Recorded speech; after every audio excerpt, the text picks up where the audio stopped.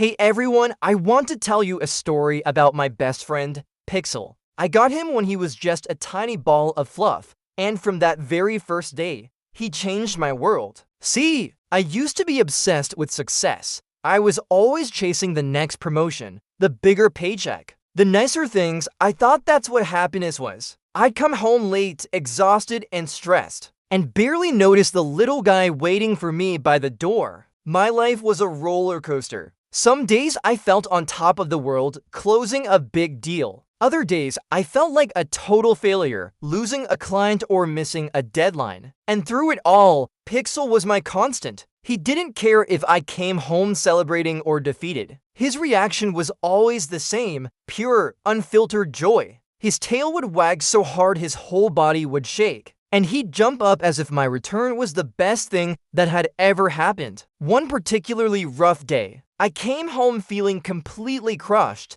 I had lost a huge account I'd worked on for months. I walked in the door, dropped my keys, and just slumped onto the floor. I felt like nothing. And then Pixel was there. He didn't say a word, of course, but he nudged my hand with his wet nose and then rested his head on my lap, looking up at me with those big, soulful eyes. In that moment, it hit me like a ton of bricks. All that stuff I was chasing, the money, the status, the recognition, it didn't matter to him. He didn't care if I was rich or poor, a winner or a loser. He just cared that I was home. He just wanted me. That simple, unconditional love taught me a lesson that no business school ever could. I realized I had it all backward. I was searching for happiness out there in the world, when the greatest source of it was waiting for me right here, wagging its tail. Pixel taught me that our real worth isn't measured by our bank accounts or our job titles. It's measured by the love we give and receive. He reminded me that the most valuable thing in life